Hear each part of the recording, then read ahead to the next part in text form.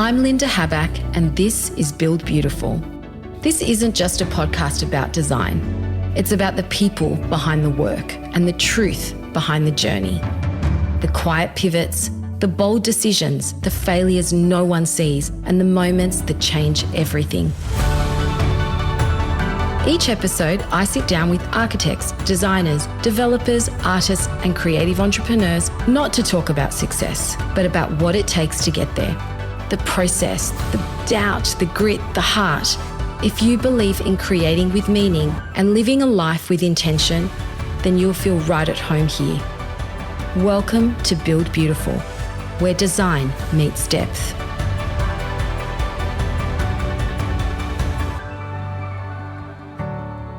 What if the way your home feels, the flow, the placement, the quiet details could shift the way your life unfolds? Jane Langof doesn't just design interiors, she listens to the energy beneath them. With roots in corporate Australia and a heart tuned to intuition, Jane's journey into Feng Shui is a story of realignment, of choosing presence over pattern and following a deeper sense of knowing. In this conversation, we talk about her book, Feng Shui, A Homeowner's Guide to Abundance, and what it means to truly live in flow. We explore the emotional resonance of space, how intention alters atmosphere, and the quiet power of a home that supports who you are becoming. This isn't just about interiors. It's about alignment with self, with place, and with possibility. Welcome to my conversation with Jane. Jane, hi. Hi, Linda. Welcome. Thank you. It's so great to be here. Oh, I'm so happy to have you. Let's start with your corporate background. So Yes. You obviously moved into this work after a career in corporate. That's Can right. you tell me about that transition and the work you did and the Yeah. pull to come into this intuitive work? So it was a big change. I was working in finance as an accountant. That is a huge change. It's from one side of the brain to the other. Absolutely. And when I had my first child, a friend of mine suggested that I go and see this particular psychic spirit medium. You're talking my language, Jane. I love this stuff. And she said to me, Jane, the corporate career is over. You need to go and study interior design. And I had just had a little baby and I thought, wow, this was something that I was really interested in when I was an accountant because I'd been renovating my own home and something that I entertained doing for a while. But because my work was so full on, it was crazy, there was no way I could have done that. But now that I had the baby and I was on a break from the corporate career, there was opportunity to do that. So my mother looked after my daughter and I went to design school. That's amazing. And I did that for a while. And then halfway through the course, there was a break in the course. And I was frustrated because I wanted just to finish the whole thing and start practicing. So I went back to the psychic. This was a while later. And she said to me, don't worry about this. Now you need to study Feng Shui and combine the two. And I can see you being really successful at it. And I thought, wow, that's a good idea to have a niche in interior design. So I started investigating that. And as soon as I opened those Feng Shui books, I knew that that was exactly where I needed to be. But then instead of it being interior design with a bit of a side salad of Feng Shui, it became Feng Shui done in a beautiful and practical way. So now I practice predominantly in Feng Shui and I work with a lot of designers and architects and project teams to bring the ancient Chinese art of Feng Shui to interiors and community spaces and buildings. That is absolutely incredible. And what did you have to unlearn from your corporate life in order to really kind of step into this very intuitive work? Well, it's intuitive, but it's also quite technical. So there are a lot of technical aspects to Feng Shui that determine how to read the energy of a space. I guess the biggest transition and the biggest learnings from moving to this was to believe in myself and try not to worry too much about all the noise and what other people think, because being in a corporate career, there was a lot of status involved in that, and then moving to Feng Shui, to a field that people don't understand or misunderstand, was a huge leap. And I had people around me saying, what are you doing? Go back and become a financial controller again, or whatever I was doing before. And I just had to kind of block out that noise and unlearn, I guess, if you unlearn the fact that other people's opinions are not as important as my own. Wow, that's super inspiring, honestly. Do you have a practice around, if ever that sort of voice comes up for you, because I know it comes up for all of us, is there a practice around how you deal with that? There are a lot of things that I do. So I use affirmations, I do gratitude journaling, and I also meditate. Do you do that every day? I try and do it every day. I can't always do it every day. It just depends on what's going on. But most days I'll do that. How has your life transformed in doing these things? It's taken a complete 360. So even the whole affirmation, gratitude and meditation thing only started happening around the time that I was writing my book. Prior to that, I was doing it a little bit, but not religiously. And I found that I really needed that when I was writing my book, because it took a lot of discipline to get it done and tapping into the right energy, I guess, to be able to feel that I could share my story and the way I view Feng Shui. That's amazing. And when you referred to opening up the Feng Shui books and you just knew that was it for you, yeah, what was it about those books or what you read in those books that kind of crystallized that moment and crystallized it for you, that you knew this was the path you had to take? Well, I started studying, so I didn't just read books to get into Feng Shui. So I found the best Feng Shui masters and colleges to study with around the world.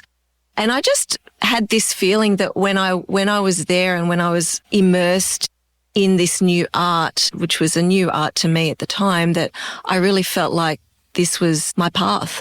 It was just like a destiny thing for me. Feng Shui was something that I'd come across in the past and that I was interested in, but really to consider it as a vocation was something that I would never have expected for myself at all. It's incredible. Okay, we need a lesson in Feng Shui because Yes. I know very little about it. If someone was listening to this and they really didn't have any knowledge or prior understanding, Yeah. can you give me a 10-minute rundown on what it is? And then what I'd love to unpack is how can we integrate it into the work we do if we're a designer or an architect? Sure. Well, Feng Shui is the ancient Chinese art of designing your living and workspaces to create the optimal flow of energy. It's about your relationship with your environment and your surroundings and how the energy in your surroundings can impact you on a mental, physical and spiritual level. So Feng Shui is not actually based on superstition and it's not religion. There are roots in those ancient practices, but true Feng Shui is about energy flow and getting the energy flow right in our buildings to support the occupants that live there. So it's creating an underlying environment that's super supportive for people, that allows them to live a life of abundance, success, create that well-being and harmony in their lives. It's amazing. So ancient Chinese masters discovered that different patterns of energy affected the human body and mind. And when people were aligned with positive energy, they experienced periods of good fortune, whereas if they were aligned with negative energy, they experienced periods of misfortune and obstacles. And from those observations came guidelines, rules, mathematical systems that form the basis of the traditional Feng Shui theories today.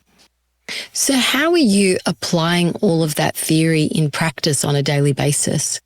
So I would read the energy map of a building. So let's say, for example, if I had the floor plan of a home, I would look at when the building was constructed, so the age of the building, the occupants that live there, the orientation of the building to the degree, and that data forms part of what's required to analyse the energy flow of a building. So from there we work out what the energy map is, which then tells me where the positive and negative energy zones are that might relate to wealth. So for example, I would find the wealth sector in a building, which everyone wants to know about. Where's their wealth sector? Look for the energy that relates to harmony, health and relationships, and see where that is aligned with their home and their floor plan. So if I was working with a client from scratch, I would be mapping this energy out and seeing how can we tap into that wealth energy. Can we put the entrance there? Can we put a living space in there so that the energy is activated? Can we whack a swimming pool in that location or a water feature that you can see from that room? So there's a whole lot of different principles and things that you need to consider. That's the energy map, which is the intangible energy layer. But we also look at the physical aspects as designers do. So we're looking at the physical layouts, looking at the flow and containment of a room. Yin and yang is really important. So Feng Shui essentially is looking at the balance of yin and yang and yin and yang of all sorts. So we're looking at openness and enclosure, high and low, soft and hard, masculine and feminine, all of those things that you would consider as a designer as well. So I would marry the energetic layer with the physical aspects. Mm-hmm. And it's really important that you get that balance right, because there's yin and yang in everything, and making sure that you're getting a space to be practical and beautiful is so important when you're looking at the feng shui of a building. It's not just the feng shui formulas or what you might see with these energy grids and things that you might see online. I have so many questions. I don't even know where to start myself. I had questions prepared, but honestly, they're out the window now. So, couple of things. Yeah. How do you apply these theories into practice? And can you give me an example? How do you balance the hard and the soft and the yin and the yang? There's that question. And the second one, because it might lead into it, how do you tap into and work alongside an architect or a designer to support them with introducing the theories of feng shui to a client? When I work with an architect or designer, what I'll start with first is the floor plan. Of course, I'll go and visit the site if I can. I do work with clients online as well when I can't visit the site myself, and there are a lot of online tools that we can use there. And then I would analyse that floor plan from a feng shui perspective. So I would work out what the energy map is of the floor plan and then see whether there are any changes that I can identify or adjustments that we can make to tap into those positive energies. Now, when we can't do that, we use the elements, the 5 elements that are used in Chinese metaphysics. Mm-hmm. And those 5 elements are fire, earth, metal, water, and wood. And each of those elements relates to a particular colour, shape, and material. So if we've got a room, for example, where we've identified let's say there's some negative energy that relates to illness, we might need to introduce the metal element into that room. And that will be through the decorating process. So we could have a beautiful metallic lamp, or like those candle holders that you've got here on your mantle. Things like that represent the metal element. We can use that to help to harmonise that intangible energy. And then we'd also look at what we can do in terms of those physical aspects. So, for example, if I see a design where the bed is placed in a way that it's aligned with the door, I might suggest that's not the best place from a feng shui perspective. Can we move it to this area? Therefore, can we shift the door, or can we make some adjustment? If not, there might be another way that we can handle that. Some designers or architects might get a bit concerned that somebody else is messing with their design. That was my next question. Yeah. Do you get any pushback, and how do you handle it? How do you deal with that? Yeah, how do you deal with it? Well, I'm not the feng shui police. Yeah. So I will give my advice to the client and whoever's on the project team, whoever's making the ultimate decisions. And it's up to them to decide how far they want to take the recommendations. Because I've got that design knowledge, I'm not going to do something that's crazy. Yeah. And it all needs to be practical and beautiful and make sense. So I have worked in spaces before where I've gone to homes of people who've had a feng shui consultation and they've been told that they can't live like a normal person. Like, for example, they've had to pull their fridge out and whack it in some strange place, like in their dining room, pull it out of the cabinetry, or they've had to not allowed to use their stove, and so they've got to get some makeshift thing on their island bench.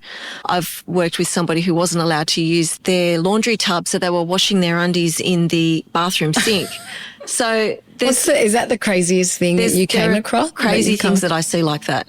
Wow. Or there was another lady that had her bed jammed up right against her wardrobe because she was told her bed needs to be in this particular sector of her room, and then she had to kind of turn sideways to get her clothes out of her wardrobe. And her room looked crazy. Like, there was all this empty space on one side of the room and the bed was jammed up against the wardrobes. So that is not living in harmony, right? Harmony. Yeah. No, it's not. And there's a lot of misinformation, misinterpretation of feng shui where things go wrong, and that other designers or architects or even just general public will look at that and say, I don't want anything to do with feng shui. And so I guess that's part of the reason why I wrote my book, is to just debunk a lot of misinformation out there, and to show that Feng Shui should really be beautiful and practical, and it should enhance your life, not create fear. Absolutely. Because your book is called Feng Shui, A Homeowner's Guide to Abundance. Yes, that's right. Love the title. Did you write the title and then write the book, or did you go through the process of putting the book together and then realize that actually the heart of the book is about abundance? Well, I knew that I was writing about abundance, and I knew that that had to be incorporated into the title somehow. So I guess probably halfway through, or maybe a bit longer through the writing process, I sort of workshopped some titles and came up with that one. I love that. What does abundance actually mean to you?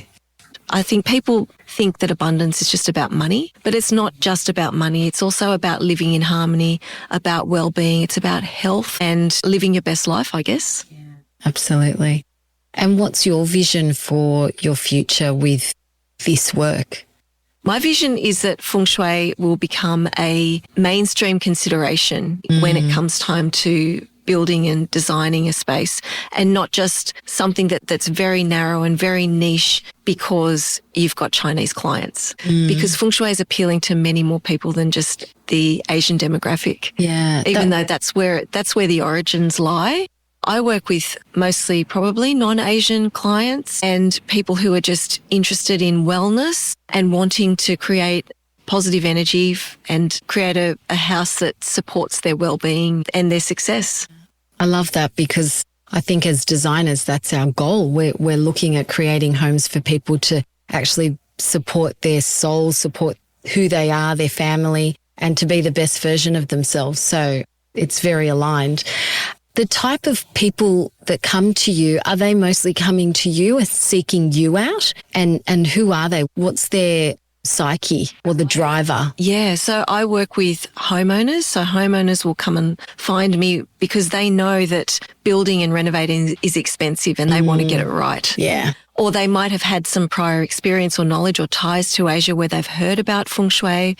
I mean, it's just something there's more exposure about it now. So more people are finding out about Feng Shui now. I think after COVID, that really shook a lot of people up, and people were then really interested in well-being.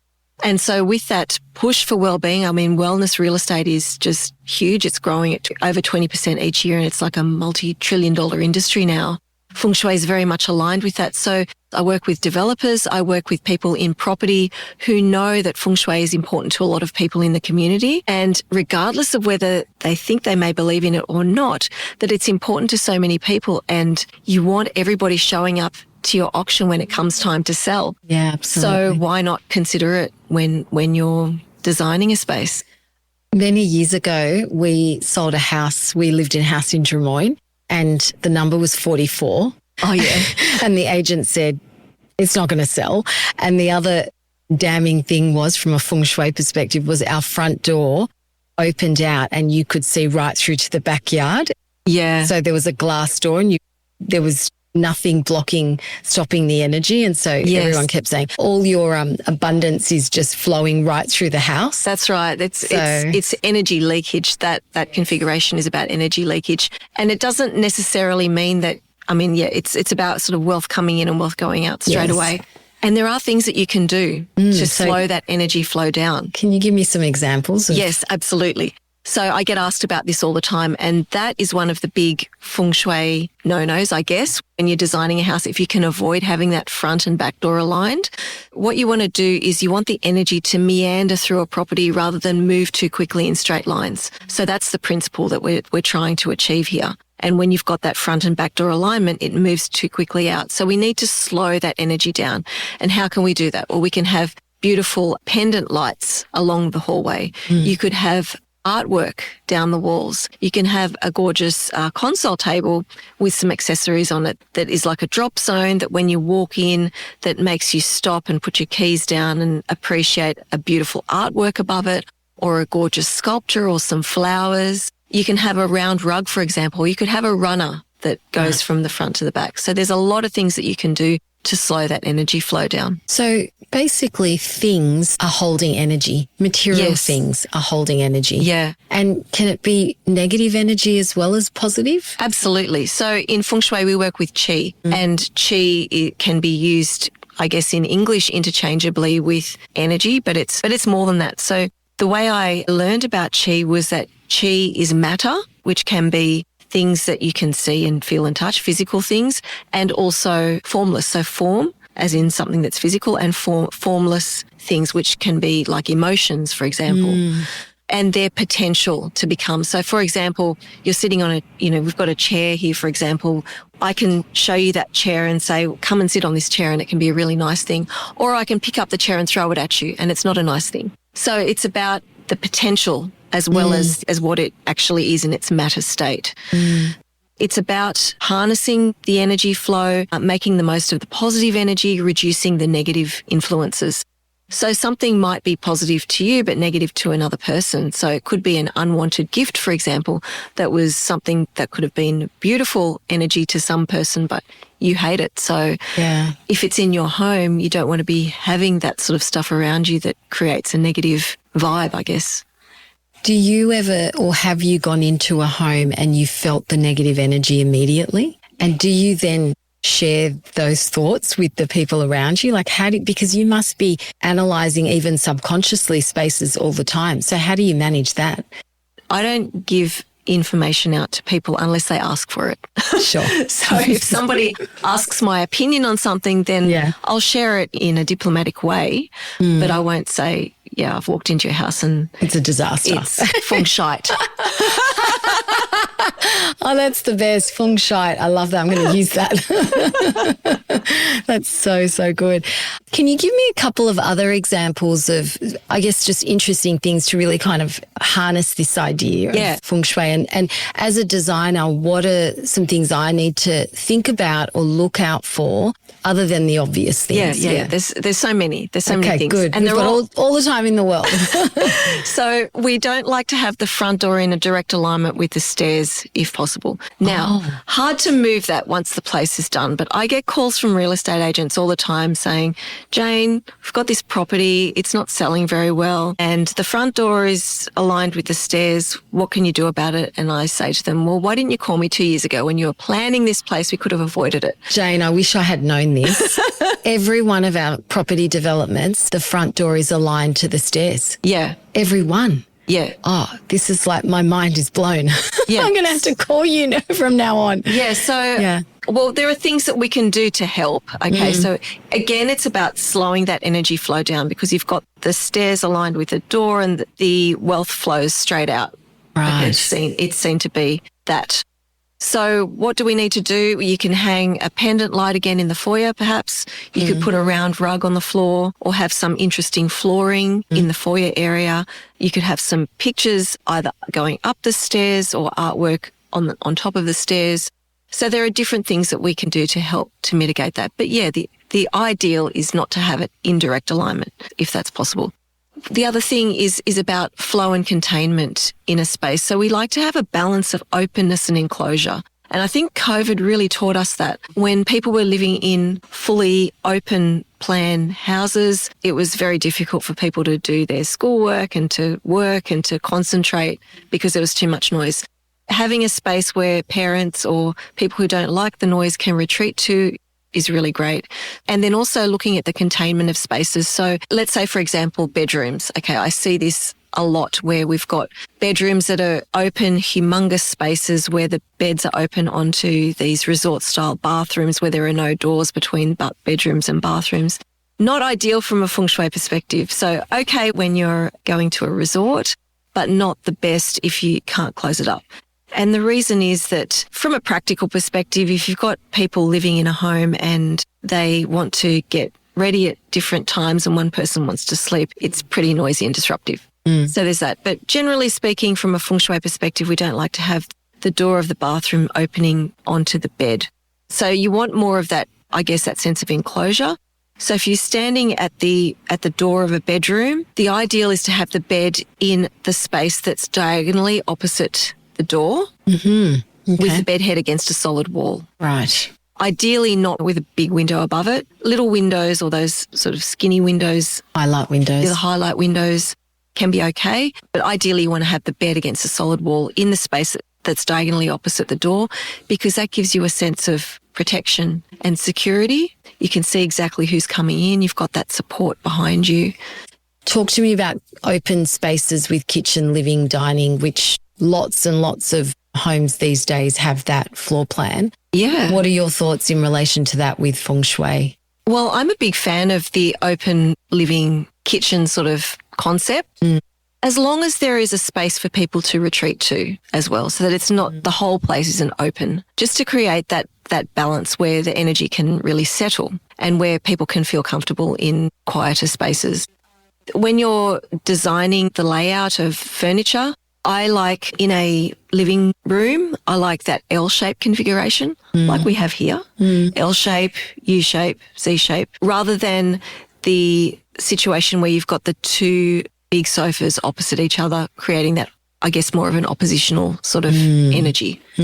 But when it comes to the kitchen, there are so many things that we can look at. For example, we want to make sure that we are decorating with earthy products, which is much better because the kitchen has a lot of the fire element in it. So we want to avoid the colour red in great expanses. So I've seen homes that have had bright pink splashbacks or red cabinetry, thinking red is a good feng shui colour and it'll bring you good luck. But no, we don't want our spaces to look like Chinese restaurants. So let's go for earthy tones, because if you think about those 5 elements, the 5 elements all relate to each other and they all have an impact. So the fire element is reduced by the elementally reduced by the element of earth. So the earthy products, things like marble, ceramics are really great in kitchens. And then if we talk about the study, having your back up against a solid wall is great for your authority. Right. So if you sit in a space that's diagonally opposite the door, that's the area where the energy is generally most contained.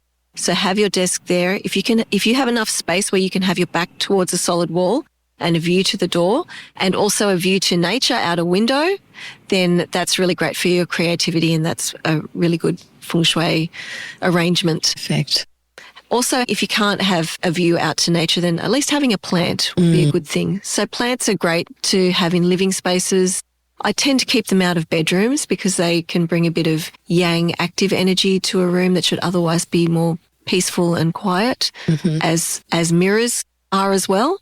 So you have to be careful with mirror placement. So what do you recommend in a bedroom, for instance? Is there a best practice for mirror placement? Yeah, try and have them behind a cupboard door if you can, not facing the bed. Mirrors are believed to amplify energy in the room and reflect unresolved issues between couples. Really? Yeah. So a big floor mirror that doesn't face the bed but just facing a different direction in the room is not good? That would be better than having the mirror facing the bed. But I tend to keep mirrors out of bedrooms. I'd rather have artwork and keep the mirrors in the dressing areas or behind a cupboard door. Okay. So the ideal in feng shui is to have that energetic support from behind. And that goes for properties as well, to have the energetic support from behind, where you've got that land either slightly sloping up or you've got trees behind you to give you that support, and the open space in front. I'm trying to visualize all of these properties now with that, that newfound knowledge. Well, your space is a good example of you've got water in front of you, and water is correlated to wealth. So that's a very good feng shui. Great. I'm going to tell my accountant husband that. Yeah. Tell me, are there any lucky objects that we should have in our home? Lucky objects. That's an interesting one, because I often talk about tacky lucky objects in interviews and in my book. The thing is, you don't really need these so-called lucky objects to have good luck from a feng shui perspective. So I often come across people who've got these 3-legged money toads and waving cats and, gold coins and things. They're not actually required from a feng shui point of view at all. You can have really good energy and positive flow through your home without those, by using those 5 elements that I mentioned before. So water is one of those elements that's seen as a element that brings luck to people. So, you'll know that waterfront houses are very prized, and having a water feature is seen as a lucky thing, or a fish tank. But you have to be really careful with water, because water amplifies energy regardless of whether it's positive or negative. Really? So when it comes to water features, you want to know that where you're placing your water feature is a good spot energetically. So the different places will activate different areas in the energy map in various ways. And so when I work with a client, I want to make sure that the swimming pool or that the water feature is placed in a spot that's not amplifying any negative energies, or if it is, then what can we do about that to mitigate where possible? Okay. But generally speaking, water is seen as one of those elements that brings a lot of prosperity to a home. Even parks are regarded as water. Really? Yeah, because it's a big open space. Okay. So if your house is overlooking a park, for instance. Yes, quite often you'll find that if a house is overlooking a park, that those houses are worth a lot more money than those that are not. So think about the houses around Centennial Park. Yeah, absolutely. Let's talk about your home. Yep. Tell me, what rituals or design principles anchor your home? I went through a big design process with my home. So my home was an old 1950s house that I could see had really good bones and had a good flow and structure, but it was very much stuck in that era and we had to bring it into the modern day. There was an enclosed kitchen that we turned that into a butler's pantry and opened up the back to create a big open living space area. And then had, as I mentioned before, when I talked about that balance of openness and enclosure, created a living space that could be closed off with the doors, with a beautiful fireplace that I could sit in there in silence, read a book, do some work, whatever I wanted to do, without being bugged by the TV and all of that sort of thing. That layout alone helps me to be a calmer parent and to scream at my children less. I love that. I wish I had known that. And also just having enough storage in the home, making sure that what I decorate the home with are things that I like or love, or at least are neutral about and not dislike. Because then when I walk into a space, it's like a feeling of calmness, or that I've arrived and it's a sanctuary and something that I really like. With the laundry, we want to make sure that we've got enough storage that you can put the dirty stuff away, that it doesn't all have to be hanging out there to make you feel upset or worried or it's unsettled. There. We don't have a very good laundry in this house because it's an old sandstone house. And when we actually finish our washing, we fold everything and we leave it on a bench. And I'm constantly yelling at the kids all week long, please put it away. And it really gives me stress and anxiety. That's right. That's to your point. You want those spaces to just feel calm and organised and in flow. And I guess that's where the nagging mum has to come into it and just make it happen, hey? Yeah, and then you just and go it's like figure out, well, what's their currency? Is it the iPad or the computer? Take it away. You're not having that until you get this done. Yeah, that's true. Sadly, my kids are older, so I can't do that anymore. But anyway, what does living in alignment feel like to you right now? It's living the Feng Shui lifestyle for me. So I touched a little bit before about the rituals that I go through, which is the gratitude, the affirmations, the meditation. I do those sorts of things. I exercise regularly and I set up my home to make it easier for me to do the things that help me create a healthy lifestyle. For example, in my kitchen, I make sure that what I've got in the kitchen is all mostly healthy stuff and that we don't have things that can derail my diet or that can lead me to a path that I don't want to go down. Dr. Phil called it the no-fail environment. When I was pregnant with and actually breastfeeding one of my daughters, I used to watch Dr. Phil and he talked about this no-fail environment and that really stuck with me. And it was about creating an environment that doesn't let you get derailed. So making sure that the stuff that you've got in your kitchen is all fresh, that you need to spend some effort to prepare it and create healthy meals for yourself, and there's not just these bad options for you to take. So it's even about the way I store my items in my room and preparing myself the night before for the next day to make sure that I'm doing the things that I want to be doing, like going out for that run or going to the gym and doing things like that. Just made me think of a question. Can you Feng Shui your pantry? Is there like a way to I'm just curious about how far down the line can you apply the Feng Shui principles, not just to the design of a space and the layout, but it almost feels like they're life principles. Yes. Yeah. You can absolutely Feng Shui your pantry. Go through it and declutter it. That's like the easiest thing that you can do. So decluttering is not a traditional Feng Shui principle, but it's something that's so important in this day and age. Clutter didn't exist, thousands of years ago when Feng Shui was first developed. But now our houses are overrun, our homes are overrun with stuff that is blocking energy flow, creating obstacles, that's stopping the energy from flowing freely through your home and blocking new opportunities from coming into your life. Did you ever go back to the energy healer that you saw, and have you gone back and circled back with her and told her that you've just changed your career and you've got this incredible career as a Feng Shui master? Yeah, she's one of my friends now. Oh, that's amazing. She became one of my friends, and now we actually work together. When I have clients who've got problems with spirits in their homes. Okay. All right, you got to talk to me about this. Because I live in Hunters Hill, and Hunters Hill is known for having spirits run down the river. The spirits jump into, I know this sounds really woo-woo and people are going to listen to this and think it's crazy, but stick with it, guys. I've heard many, many stories of people with haunted houses down along the river in Hunters Hill, and they've had people come in and clear the spirits because they've had really bizarre, weird and wonderful things happen, particularly at night. Wow. Yeah. I didn't even know that story. Yeah, and I live in Hunters Hill. Yeah. So there you go. I've heard many stories, and I kind of think I don't want to believe it, but I do, and it freaks me out, and I'm scared by the whole thing. But I think you need to be more scared about physical people, real people, rather than the spirits. Yes, that's true. And if you do have spirits in your home, you need to do something about it, because some of those spirits are earthbound and they need to be sent off to the light. Sent off to the light. So how do you work with this person? And obviously you work in collaboration. What does that look like exactly? Okay, so I'll give you an example. So if I have a consultation with a client who knows that they've got a spirit there or has sensed something, or so many things have gone wrong in their life, and I will say, do you think there could be something like this? And they'll say, well, there could be. And so, they will contact the spirit medium, and she actually clears the spirit over the phone. She's that good. She can do that over the phone in a home, which sounds crazy, but it actually works.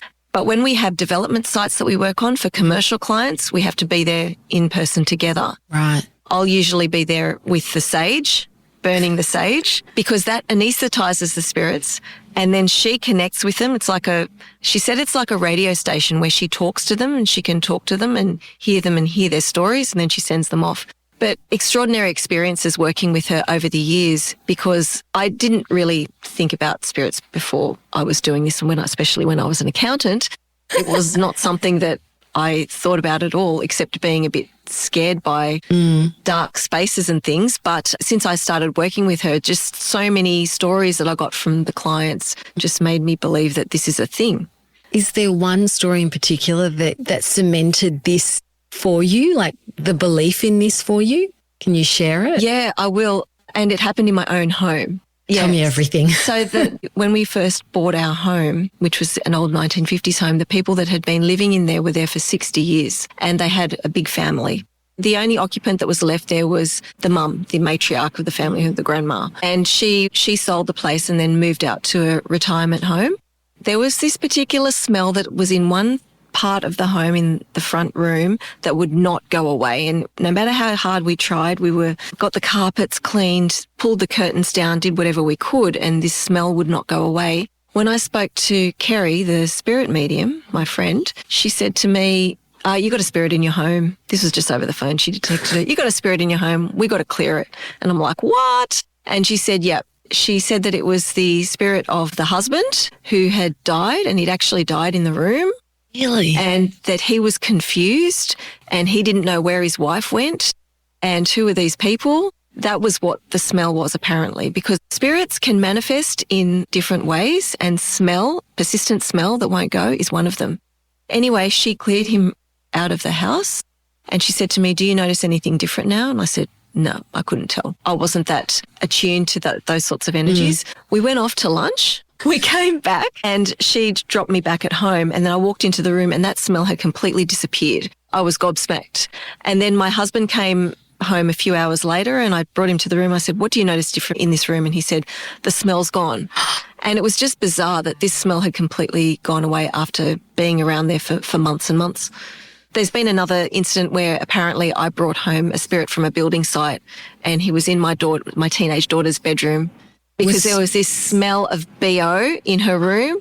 It wasn't just her dirty socks. Her. And it wasn't her. And I thought maybe it's some rotten food that she's left in there or dirty clothes. Yeah, I spoke to Kerry, the spirit medium, and she said, no, you've got a bikie in this room. And I said, that's disgusting. So is it that easy that spirits can attach to us? Well, this spirit didn't attach to me. Apparently this is a spirit of a bikie. Right. Who hopped in my car after I'd been at this building site and came home with me. That's so nuts. It is crazy. It's nuts, but I love it. So she said to me, Jane, from now on, you've got to do this procedure where you energetically protect yourself and imagine yourself in a bubble with white light and put a blue cloak around you. She said, this is what you've got to do, like this ritual every day. Imagine that. Because visualize yourself. I'm going around with where all these energies are and I don't know, they can see the light or they like me or something and You're lovely. I can understand why they're attaching themselves or jumping in your car. Jumping in my car. They're not attaching to me. They can't do that. No, that's amazing. That's, crazy. It's crazy. It really is. It's crazy, isn't it? That there's this whole other world happening alongside of reality that most people would listen to this and just go, that's just nuts. Yeah. But I hear a lot of stories like that. And I think, I'm interested. I'm definitely interested in the woo-woo side of things. It's more common than you think. And once you start talking about it, then people will tell their stories. But because it's taboo, people don't want to talk about it. Even Feng Shui is a bit taboo. Like some people don't even want it known that they've got a Feng Shui master working on their homes. Although now it's sort of coming out into the fore a bit more. So what I'm finding that clients are wanting is they're wanting people to know when they're building or they're renovating that a Feng Shui master is looking at this place and is helping them with the floor plan, because I've got signage now, like you have signage on properties, on the construction fencing. I've also got signage that goes up on the construction fencing too to let people know. Absolutely. So it's almost like it's a marketing ploy. Absolutely. Yeah. It's a way to let people know that we've considered these issues and that the builder and the designer is cognizant that Feng Shui is important to the potential buyers of the property. Is there particular areas around Sydney that you focus on or that the demand is greater? There are some where the demand is greater. So Chatswood is a big one. North Shore, like we're looking at Mossman, Neutral Bay, those sorts of areas that are, St Ives, those sorts of places that are where there are good schools. Even Hurstville, I spoke to a potential client in Hurstville who said to me, I built a property and it was meant to be a huge money spinner. I bought it really well, didn't even know what Feng Shui was. And then when it came time to sell, the estate agent said to them, look, you've got these Feng Shui problems. And this guy was gobsmacked and said, what are you talking about? And so then he was in touch with me and said, okay, next time I build, we'll be speaking, because he made a loss on his properties and had to go move back in with his mum and dad. Oh. And it was a disaster. Wow. And this was a property developer? This was a property developer developing in Hurstville. Gosh, what are the top 3 things then, just as a summary of what we need to think about if we're designing a brand new home or doing a development? It's not just about the layout. So I mentioned earlier, the front door facing the back door, or the front door in direct alignment with the stairs, having the door in the bedroom in direct alignment with the bed. Like there's so many things, and I've talked about a lot of those in my book, but it's also about the landform as well and where your home is situated. Being at the end of a T-junction is not great from a Feng Shui perspective if you're living in a home. And there are a lot of variables that determine how bad it is or whether it has an impact at all. So firstly, I'll say that if you're in a commercial property, it might not be as bad as it is for a home. Because when you're driving up, so let's just tell people what a T-junction is. That is where you've got a street that's directly facing the home. So as you drive down, the home is at the end of that street. So people need to turn before they hit the house, I guess. Right. That's the idea. So the problem with T-junctions is that you've got that energy flow directed straight towards the house. the threat there is that the car or a truck or bus or whatever can drive straight into the place. So that's number one threat. Number two is that at night you've got cars coming down the road and turning, and then you've got the flashing lights disrupting people that are living in the home. And then the other issue is that there's a privacy issue because people are always driving down, seeing what you're doing. They can see what's going on in the home and all that sort of thing. So there are a few issues there that make T-junctions undesirable. It's something that can impact property value from a Feng Shui perspective, for sure, because people who are in the know will know they want to avoid the T-junction. So what can you do about it? There are ways that you can mitigate the negative issues with a T-junction. So you can build a big stone wall, for example, to help, to give you that physical protection. You can put some solid curtains and window coverings on your windows so that you don't have that problem with the lights flashing around. And you can even do sheer curtains so that you don't have so much of an issue with privacy. Sure. And then you can also have trees as well, trees or plants. That can be helpful too. Which remedy you use is dependent on the situation. So it always depends on the situation, as you know, it would in design, like what sort of window coverings you use is dependent on how much light is coming in, whether there's glare and whether it's darker or all that. So we're coming to the close of this great conversation. We ask every guest to finish off with, what does build beautiful mean to you? I think build beautiful means to build with intention and to consider all aspects of design and energy flow in a home. Building in a way that helps the clients and the occupants of the home to really live a beautiful life. Yeah, I love that. It's beautiful. Thank you. That was amazing. Thanks so much for having me. Thank you for listening to Build Beautiful. If this conversation resonated with you, I'd love it if you'd follow the show, leave a review, or share it with someone who's building something meaningful. It matters more than you know. Follow us on Instagram at Build Beautiful Podcast. Until next time, keep creating with intention, and together we build beautiful.